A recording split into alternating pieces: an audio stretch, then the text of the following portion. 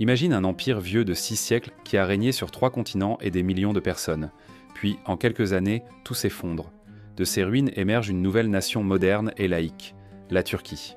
Comment un empire millénaire disparaît-il si rapidement et quel rôle joue Mustafa Kemal, futur Atatürk, dans cette transformation spectaculaire? À la fin du XIXe siècle, l'Empire ottoman est affaibli par des guerres perdues, des révoltes internes et des dettes colossales. Les Européens le surnomment « l'homme malade de l'Europe ». Il a perdu beaucoup de territoires dans les Balkans et en Afrique du Nord, comme la Libye, annexée par l'Italie en 1911. Pour gérer sa dette, l'Empire accepte la création de l'administration de la dette publique ottomane, contrôlée par les puissances européennes. Cela signifie que certaines taxes, comme celles sur le sel ou le tabac, sont prélevées par des représentants étrangers pour rembourser les créanciers. Les habitants se plaignent souvent que l'argent collecté ne sert pas à améliorer le pays, mais à payer les Européens, ce qui renforce le sentiment d'humiliation. En 1914, l'Empire ottoman s'allie à l'Allemagne et à l'Autriche-Hongrie. La guerre est désastreuse. Sur le front du Caucase, il subit des défaites face aux Russes. En Mésopotamie, les Britanniques avancent rapidement. À Gallipoli, en 1915, Mustafa Kemal se distingue en arrêtant le débarquement allié. Une anecdote raconte qu'un éclat d'obus est stoppé par sa montre de poche, lui sauvant la vie et lui donnant une réputation d'homme courageux et déterminé. Mais cette guerre est aussi marquée par un épisode tragique, le génocide arménien. À partir de 1915, l'Empire ottoman organise la déportation et l'extermination d'une partie de la population arménienne accusée de collaborer avec les Russes. Plus d'1 million d'Arméniens sont déportés, souvent à pied dans des conditions épouvantables, vers le désert de Syrie et de Mésopotamie, ou massacrés. Les survivants racontent la faim, la soif, les violences constantes et la perte de leur famille et maison. Des lettres de survivants racontent comment des parents cachaient leurs enfants pour les protéger, mais souvent en vain. Cet épisode est un traumatisme majeur qui laisse des traces encore aujourd'hui. En octobre 1918, l'Empire ottoman signe l'armistice de Mudros, qui met fin à sa participation à la Première Guerre mondiale contre les Alliés.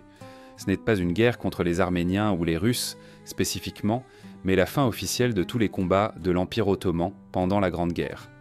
Suite à cet armistice, Istanbul et les ports stratégiques passent sous contrôle britannique et français, et des forces alliées commencent à occuper certaines parties de l'Anatolie. C'est la fin de l'autorité effective du sultan et le signal de l'humiliation nationale qui va déclencher la résistance turque. En 1920, le traité de Sèvres impose le démantèlement de l'Empire ottoman. La Grèce reçoit Smyrne et la Thrace orientale, la France contrôle la Cilicie, l'Italie certaines côtes anatoliennes et l'Arménie devient indépendante. Les détroits du Bosphore et des Dardanelles passent sous contrôle international. Il ne reste presque rien à l'Empire. Pour les Turcs, c'est une humiliation totale et le signal qu'il faut résister. En mai 1919, Mustafa Kemal débarque à Samsun sur la mer Noire pour organiser la résistance contre le traité de Sèvres et les forces étrangères. Il parcourt l'Anatolie, crée des comités nationaux et forme une armée turque. Les combats contre les Grecs, les Français et les Arméniens sont acharnés. Lors de la bataille de Sakarya en 1921, l'armée grecque avance dangereusement vers Ankara. Mustafa Kemal comprend que chaque kilomètre perdu pourrait menacer l'existence même du futur État turc. Face à cette situation critique, il déclare « Il n'y a pas de ligne de défense, il y a tout le territoire de la patrie ». Il ne parle pas seulement d'un front militaire, mais de la survie de tout le pays. Cette phrase galvanise les troupes et leur donne le courage de résister malgré la fatigue et le manque de ressources. En 1922, à Dumlupinar, il remporte la victoire décisive. Après la reprise de Smyrne, un incendie détruit une partie de la ville et provoque la fuite massive des populations grecques et arméniennes. Des familles laissent derrière elles leurs maisons et biens, convaincues qu'elles pourraient revenir un jour. En 1923, le traité de Lausanne reconnaît la souveraineté de la Turquie et ses frontières actuelles. Mustafa Kemal proclame la République de Turquie le 29 octobre 1923 et en devient le premier président. Ankara, ville modeste jusqu'alors, devient la capitale. Des habitants racontent que le déménagement de la capitale a transformé la ville en chantier géant, avec des routes construites à la main par des ouvriers locaux. Atatürk transforme profondément le pays. Il abolit le califat en 1924 et instaure un code civil inspiré de la Suisse, remplaçant les tribunaux religieux.